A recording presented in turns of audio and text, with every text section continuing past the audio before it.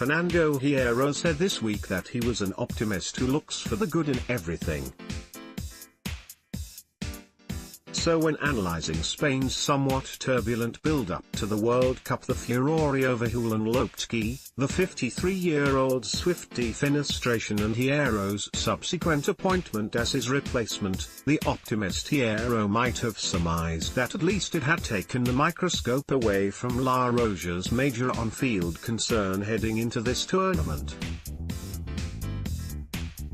For a team that is so unbelievably complete, that looks on paper to be almost footballing perfection, it has been a curious quirk that one of the most dominant and creative football teams of a generation have struggled to find an answer up front.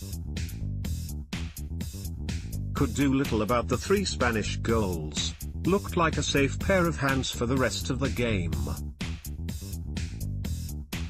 Got forward well, and was one of the better Portuguese defenders when faced with Costa and Go.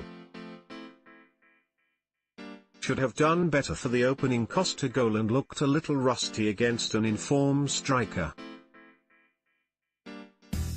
Strong at the back, and could do little about the Spanish goals.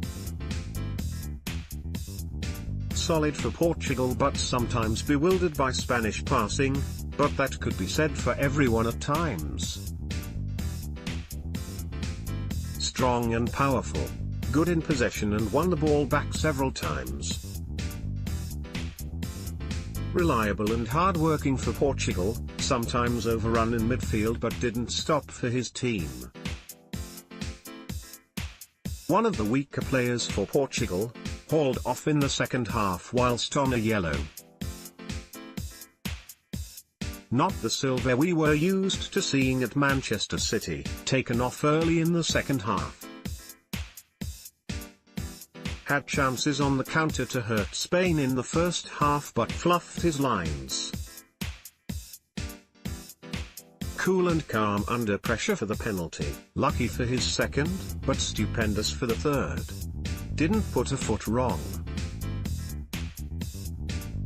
Could do nothing for Ronaldo's early penalty, but an absolute howler for his second, and unsighted for his third. Not his finest 90 minutes. A mixed bag from the defender.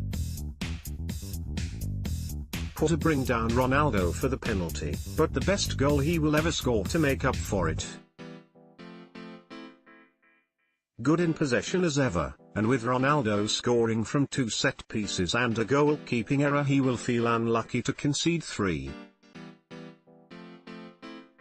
Some beautiful cross-field balls and passing, looked fairly solid at the back especially against Gerges.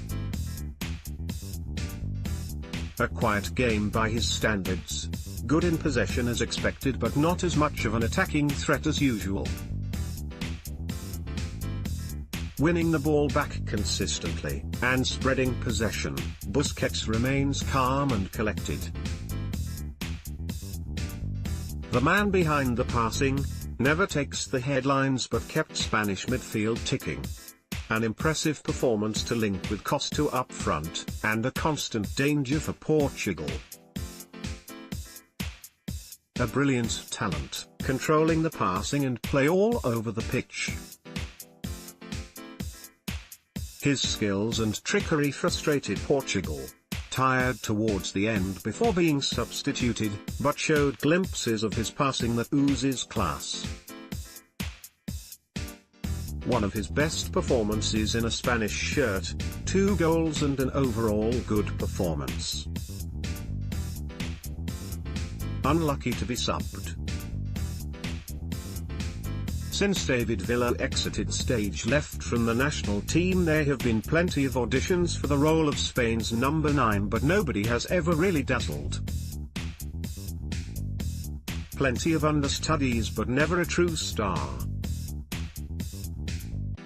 Diego Costa is quite clearly the most talented of the conveyor belt of forwards to have their chance, a hurly-burly centre-forward who has dominated in La Liga and the Premier League, eventually having his nationality fast-tracked in time for the World Cup in his native Brazil 4 years ago. But Costa was not fit and Spain were not firing.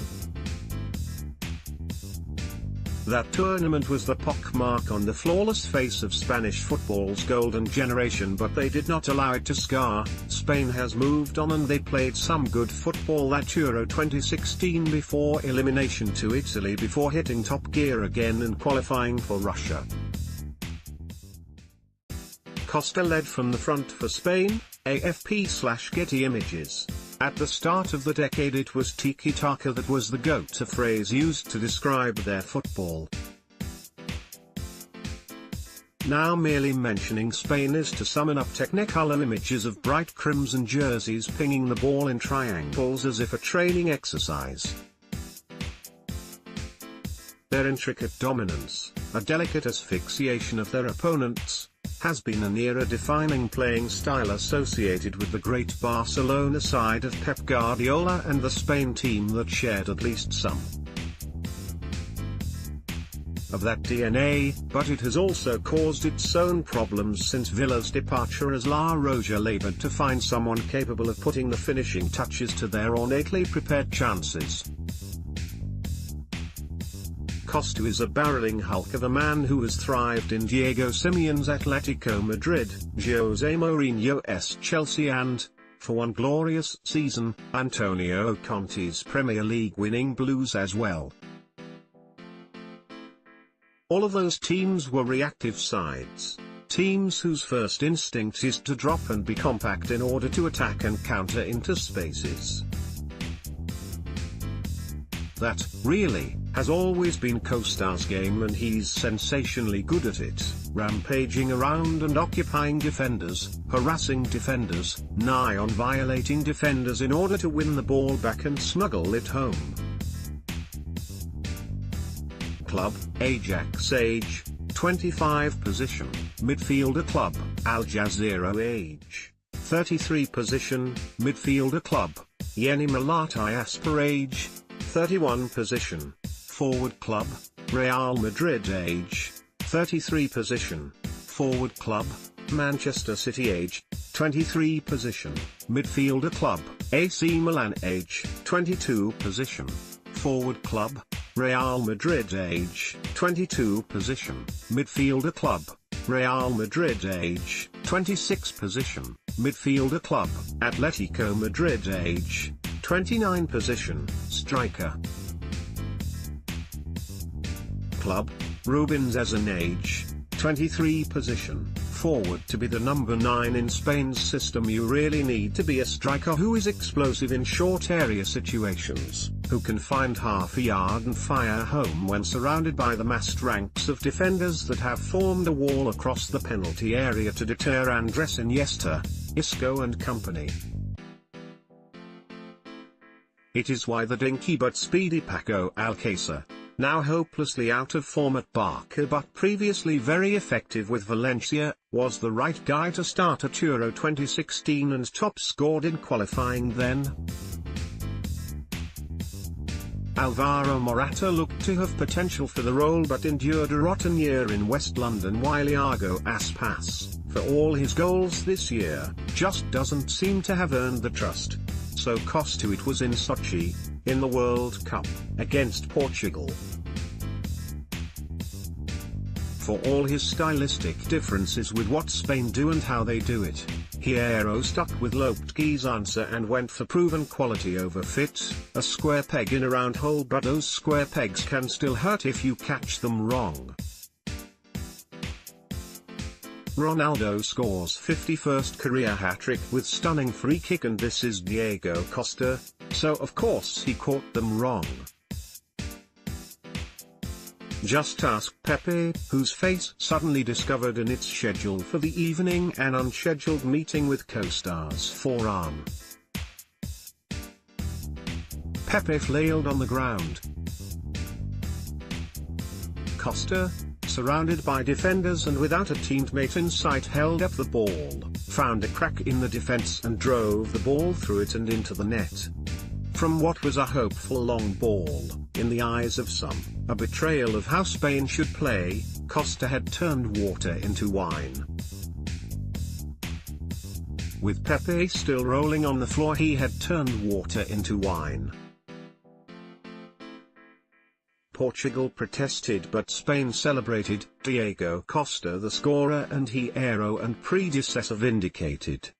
When playing an opponent as tough as Portugal in a game as good as this on a stage as jaw-droopingly big, there will be things that go your way and things that don't. On the night, Spain's delicate build-up play and attempts at intricate creation fell flat, like an artist struggling for inspiration. But while the artist's canvas lay bare, along came Costa with his customary sledgehammer to save the day, pummeling the canvas into 1,000 paint-stained pieces and labeling it as a piece of art worthy of the Turner Prize. Yes, on a day when the Spain way wasn't working, it was the striker who is as un-Spain as could be who found the key breakthroughs for them when it mattered, the first equaliser before Portugal had time to settle on their lead, the second equaliser from a set piece where Fernando Santos would have been sure his team had the new to hold firm. In the end, this was a glorious game of football that will be remembered more for Cristiano Ronaldo's hat-trick and the carefree exchanging of goals. But for Spain, who deep down had some doubts about their team, they might just have found an answer to a question they'd struggled with. A hulking, unpredictable answer, but an answer who saved their bacon. Follow The Independent Sport on Instagram here, for all of the best images, videos and stories from around the sporting world.